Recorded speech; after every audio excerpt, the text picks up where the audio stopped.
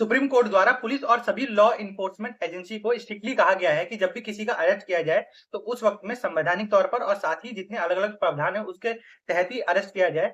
Supreme court में एक case हुआ था 1997 में, जिसे डीके बासु केस कहते हैं। इसमें सुप्रीम कोर्ट द्वारा कुछ गाइडलाइंस दिए गए थे अरेस्ट करने के लिए, जिसमें पहला गाइडलाइन ये था कि जब भी किसी को अरेस्ट किया जाए तो उसमें जो ऑफिसर अरेस्ट करने गया है उसका प्रॉपर नेम टैग दिखना चाहिए।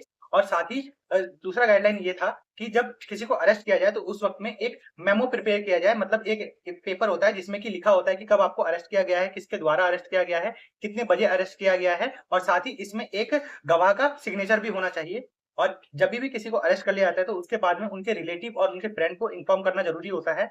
और इसके बाद में जब उन्हें थाना ले जाया जाता है तो वहां पर उनका शरीर में अगर कोई पहले से इंजरी है तो उसके बारे में प्रिपेयर करना होता है एक लिस्ट, जिसे कि हम इंस्पेक्शन मेमो कहते हैं। और उसके बाद में जब तक जो जिसको अरेस्ट किया गया है वो वहां पर रहेगा थाने में, तो हर 48 घंटे में उनका मेडिकल एग्जामिनेशन होना जरूरी होता है। जिन्हें भी अरेस्ट किया गया है उनके पास में राइट टू लॉयर होता है। इसका मतलब वो अपने लॉयर के साथ में बात कर सकते हैं। और सारे रूल्स इसलिए बनाए गए हैं क्योंकि अगर इनको फॉलो नहीं किया गया तो इससे कॉन्स्टिट्यूशन का आर्टिकल 22 वायलेट होता है। और साथ ही आईपीसी के सेक्शन 330 और 331 में लिखा गया है कि जब जिसको अरेस्ट किया गया है अगर उसके शरीर में घाव पाए जाते हैं या फिर उनसे जबरदस्ती अपना क्राइम को कबूल करवाया जाता है तो उसके प्रति क्या पनिशमेंट होना चाहिए उसके बारे में लिखा गया है। और सेक्शन 196 बीएनएस में लिखा गया है कि जब भी कस्टडी में किसी का डेथ होगा तो उसमें मजिस्ट्रियल इंक्वायरी होगी। और इसके अलावा बहुत सारे अलग अलग कानून भी फॉलो करे जाते हैं, जैसे कि एनएचआरसी का गाइडलाइन जो 1993 में दिया गया था उसको भी फॉलो किया जाता है और कुछ इंटरनेशनल रूल्स भी फॉलो किए जाते हैं।